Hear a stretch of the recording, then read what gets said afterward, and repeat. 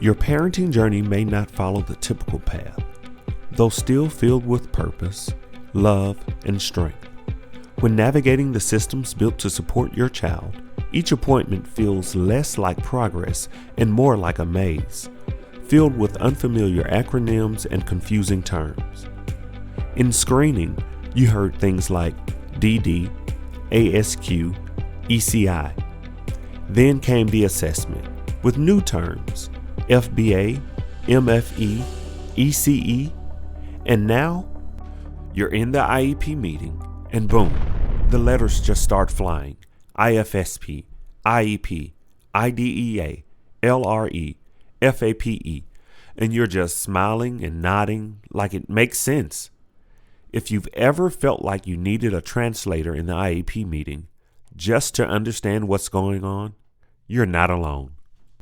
We're here to decode and break down some of the most common terms and acronyms used in early intervention and special education, so you can feel confident, informed, and ready to speak up for your child. The language we use matters. Language can either empower families by helping them to understand their child's services or confuse them, leaving them lost. We're here to make it simple. No jargon, no overwhelm. Let's start with the basics. Once the assessment is complete and the results show that the child is eligible for early intervention services. IFSP stands for Individualized Family Service Plan. It's for children under the age of 3 and focuses on the whole family's needs, not just the child. This is where you can include support like parent training, home visits, and services delivered in your child's natural learning environment. These can include places like home, daycare, or other community spaces where your child plays and grows. IEP means Individualized Education Program. It's the written plan for children aged 3 and up, focused on school-based services to help your child succeed in school. Here's where you will define specific goals for your child, talk about how the progress will be measured, and even define supports to help your child learn in the way that works best for them.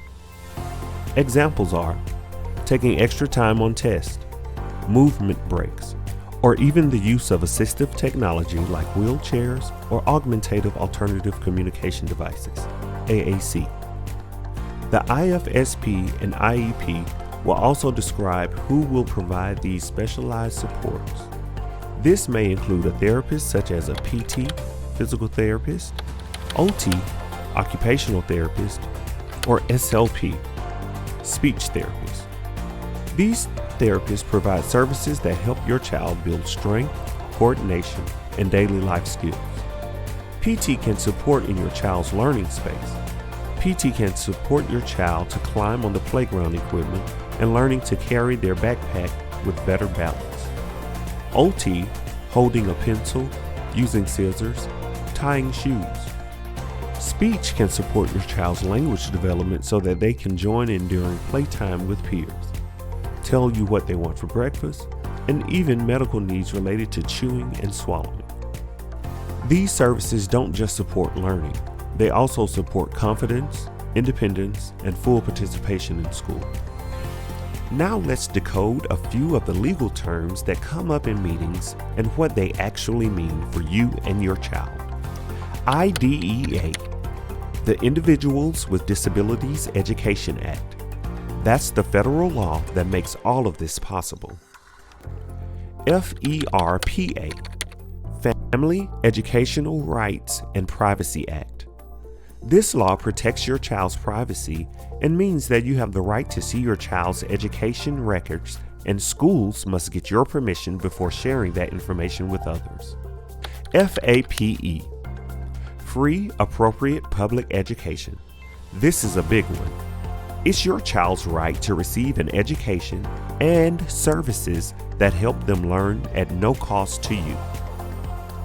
LEA, Local Education Agency. This refers to your local school district and the responsibility they have for providing special education services to students with disabilities. LRE, Least Restrictive Environment. This means that your child should learn alongside their peers as much as possible with the right support.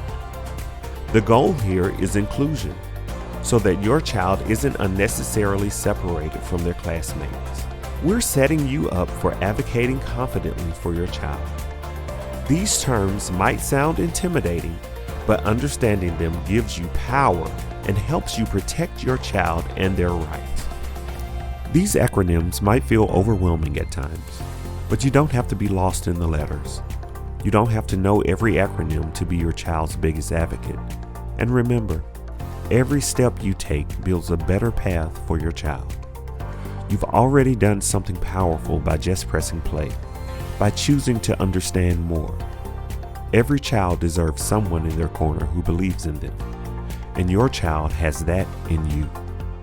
You may not speak the system's language, but you speak your child's.